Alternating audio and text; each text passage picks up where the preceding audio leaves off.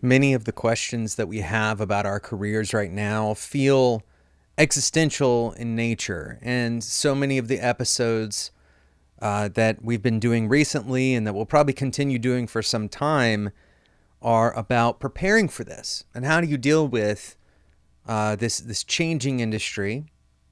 How do you prepare for that? How do what skills do you need to have? What mindset is going to work in this changing reality?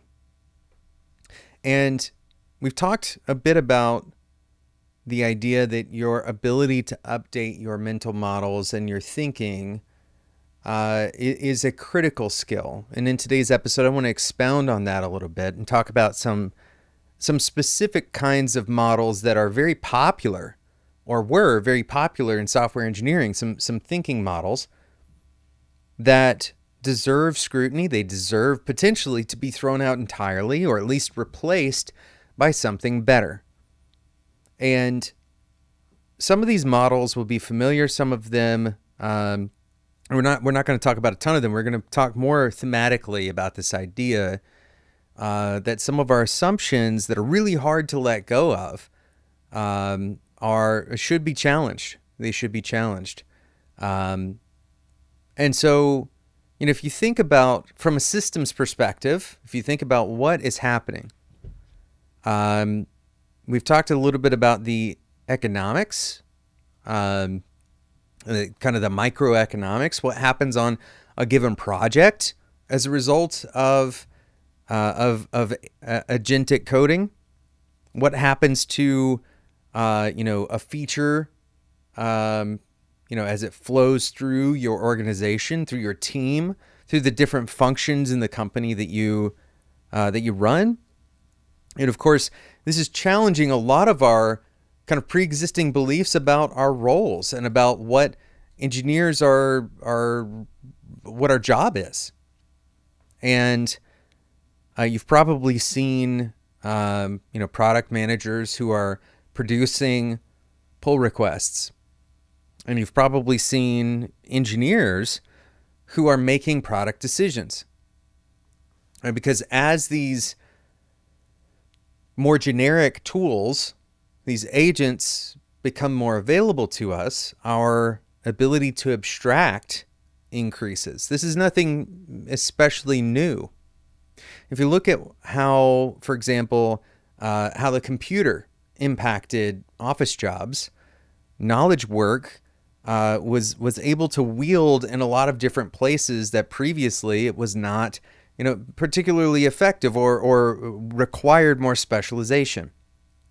Right? So now, pre-calculator, it would take a mathematician to work out a particularly complex problem, but now, with a calculator or Wolfram Alpha, of course, certain LLMs have parts and pieces of really complex math that they can do right at your fingertips. And no longer does it take specialization to work out even complex, calculus problems anymore, right? Similarly, we see things like accounting, ledgering, being largely, commoditized in a way by spreadsheet applications. And this kind of abstraction into a tool that makes something a little bit more accessible, right? It makes it easier to grasp. And so we see this revolution of coding being more accessible. And like in all of those other situations, the abstraction leaves something to be desired, right? The quality of code that an agent might produce may not necessarily be to the same level of quality that a staff engineer with tons of experience writing code by hand, arduously over the course of many months, it's not necessarily going to be a one-to-one match. But that's pretty much always true with abstraction, right? So this is the economics of the situation. Basically, the losses that we experience, and most of these cases are acceptable to the gains that we experience, right? Or comparatively to the gains that we experience. So in other words, the speed as one potential gain, the speed of being able to deliver something that otherwise would have taken weeks, even if it's not 100%, we're able to deliver some feature, for example, with a few more bugs, but twice as fast or 3 times, 4 times as fast. And so the economic picture here starts to make sense. The typical argument against agentic coding from an engineering perspective is that this is going to produce a lot of quality issues. But most people making these decisions about whether or not should we buy into agentic coding are accepting the fact that there will be quality issues. And so our job as engineers is to move past these kind of surface level questions onto the so what questions. So what do we do about this? So how do we engage with this new set of tools, or how do we engage with this new economic reality that we're facing as engineers? And some of this is about kind of challenging those pre-existing models. And we're going to talk about some of those models in this episode. In particular, if you've ever looked at a project and somebody was telling you to move faster, and you pointed to we're a specific model that we're going to talk about right after we talk about today's sponsor, then this episode is kind of tailor-made for you, especially those of you who have been doing this a long time. You have wisdom that has been bought through tons of blood, sweat, and tears, and many nights and weekends possibly of learning how to do this stuff. Many failed projects that you have that you carry with you. You are the people who have the mental models that have served you so well that I'm asking you in this episode to consider challenging. We're going to talk about that right after we talk about today's sponsor, Unblocked. Your coding agents have access to your code base and probably much more than that. Maybe you've connected other tools via MCPs or skills or something, but it's not easy to keep up with everything. And access doesn't necessarily equate to context engineering. Agents aren't really great at reasoning across MCPs. They don't know your architectural decisions, your team's patterns, or why the API is shaped the way it is in the first place. So agents look in the wrong place and they deliver bad outputs. Then you end up spending time correcting or wasting time in tokens. Unblocked is the smart context layer your agents are missing. Instead of just ingesting tons of data and getting lost in gigantic context windows, Unblocked builds reasoning over shared context. Unblocked turns code, docs, tickets, and conversations into actionable context so engineers move faster and agents make better plans, write higher quality code, use fewer tokens, and require fewer correction loops. If you're running Claude Code, Cursor, or any other agentic workflow, Unblocked is worth a look. Get a free 3-week trial at getunblocked.com/developer-t. That's GET unblocked.com/developer-t. Thank you again to Unblocked for sponsoring today's episode of Developer T. So we're talking about mental models that are fundamentally challenged, in this new paradigm. And let me take a step back and say that this is a skill that will serve you regardless of whether you buy into agentic coding today or not.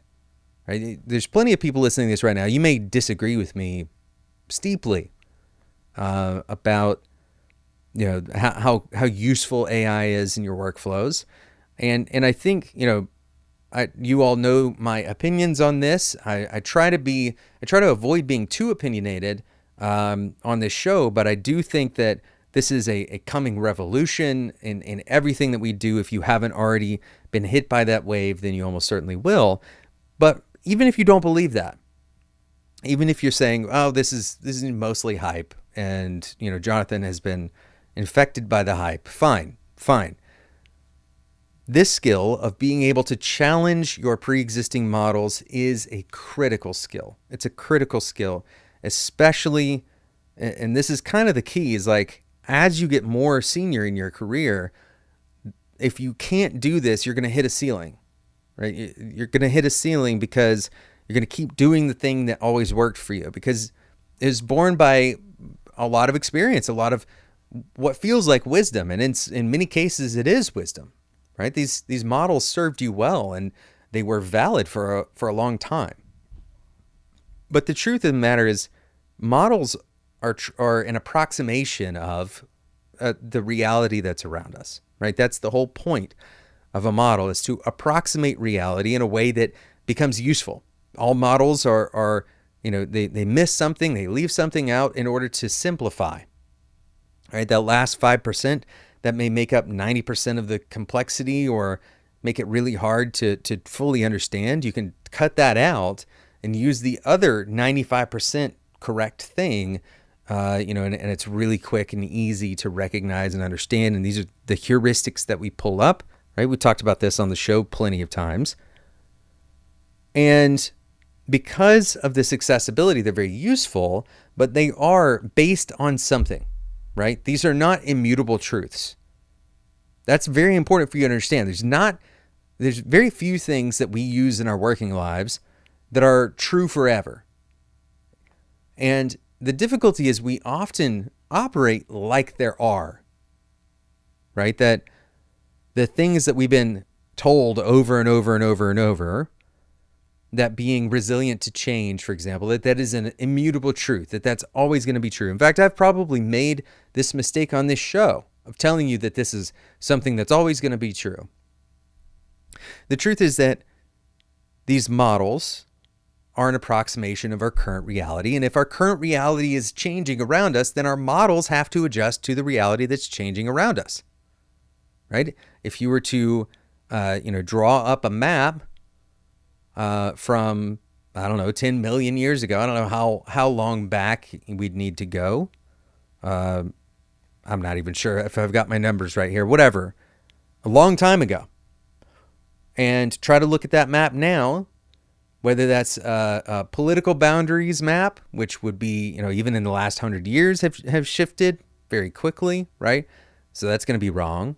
If it's old enough, you drew a map that was literally physically incorrect, right? The boundaries of the coastlines have changed, right? If you're looking at any model that has a changing underlying structure, even things that you don't think change very much, almost every one of these is going to change in some way. And so some of these models have kind of built-in breakages. They're almost caching these concepts. And the underlying thing changing, if we don't break the cache, then we're using an out-of-date model, and sometimes it can underserve us. The one that kind of triggered the thought for this episode in the first place is the old iron triangle law. The idea is that there is some ratio, some fixed ratio, exchange rate between scope, resources, and quality, right? And this is something that we learn, very early, especially if you're a product-focused engineer. You learn very early that you can't change one of these things without changing the others. And so we set it in our minds that basically we get nothing for free. What this model unfortunately does is it causes us to believe that there's no way to influence the rate, right? There's no way to influence the ratios, such that X cost results in X output. Now, hopefully you see where this is going. Of course, we should update this now. We should be thinking about this differently. But this was true before as well. If we think about the efficiency of our workflow as dynamic rather than fixed, then over time, the ratio on that triangle changes. Right? It's very important to recognize that the assumptions going into building that model, what are those assumptions? That the ratio would not change. And really this is about kind of retraining our brains to think about when a request hits our desk. Most common one I see is an increase in scope. And our built-in, nearly religious reaction to an increase in scope is to raise that as a change in the agreement. And we're not necessarily wrong, right? If somebody says, well, I know we agreed on X, can you do X plus Y in the same amount of time? Our first thought is to kind of go on the defense and say, well, that's not what we agreed to, and therefore you're increasing scope. And then we throw the iron triangle back at them and tell them to kick rocks, right? This might be a limiting reaction, both at a career level, but also at a personal growth level, all right? Because let's imagine that you could increase your capacity for delivery. Let's imagine that you could increase your capacity for quality given the same costs, right? Given the same inputs.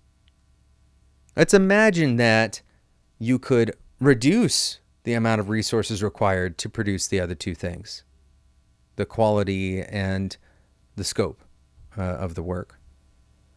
Would you do it?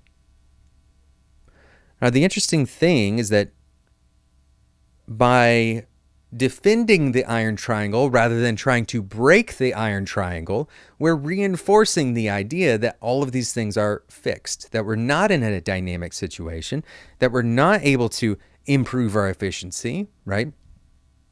And again, this is most likely in good faith, that we're trying to avoid sending engineers down the path of 50, 60, 70, 80-hour weeks just to meet a commitment that they never made.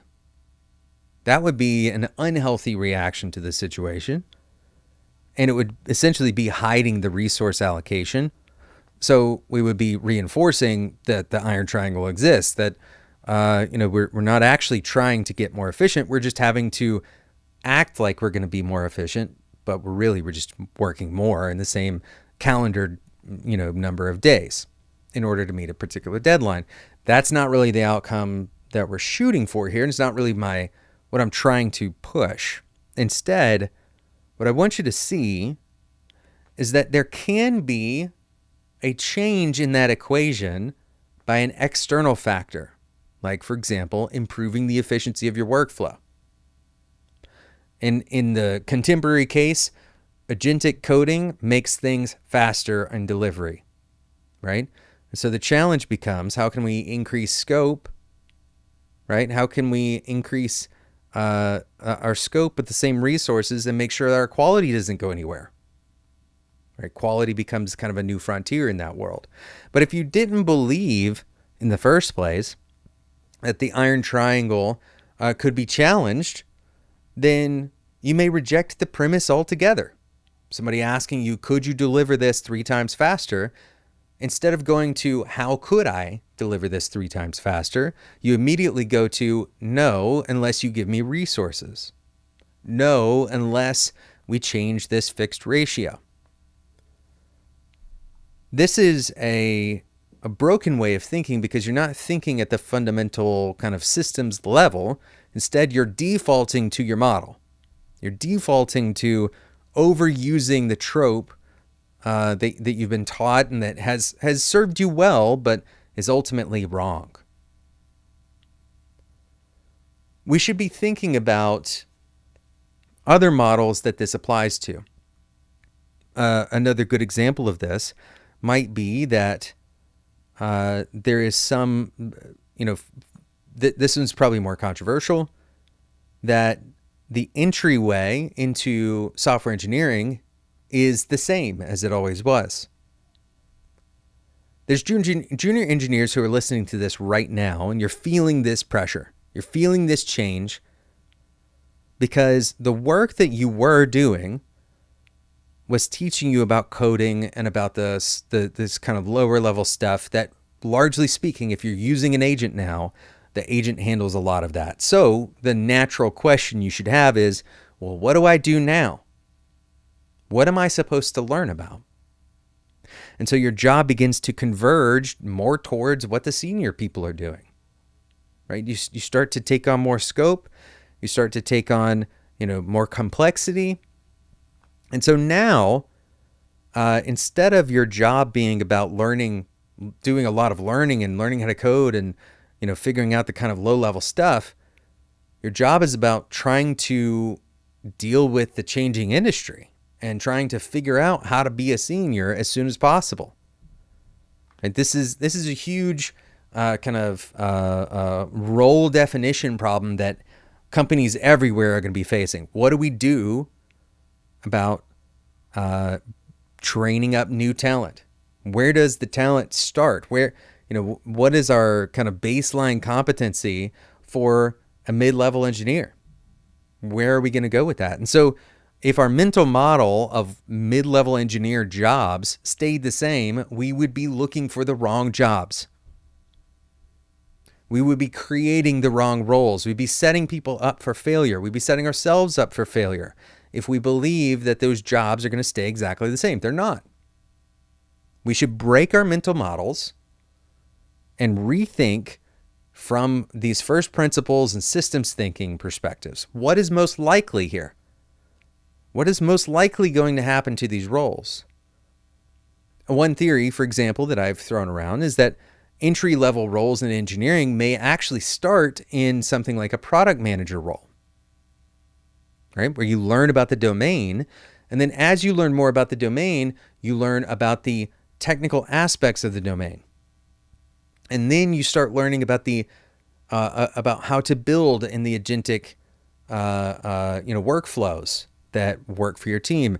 And maybe over time you learn about architecture and those other pieces. But if you're a junior engineer, you're not learning about architecture on day one, right? So a lot of the stuff that you could do as a junior engineer, a product manager who is learning about the domain with a lot of energy towards that is going to be able to surpass whatever you're producing, right? This is, again, very contentious and something that I think a lot of people are facing right now. And,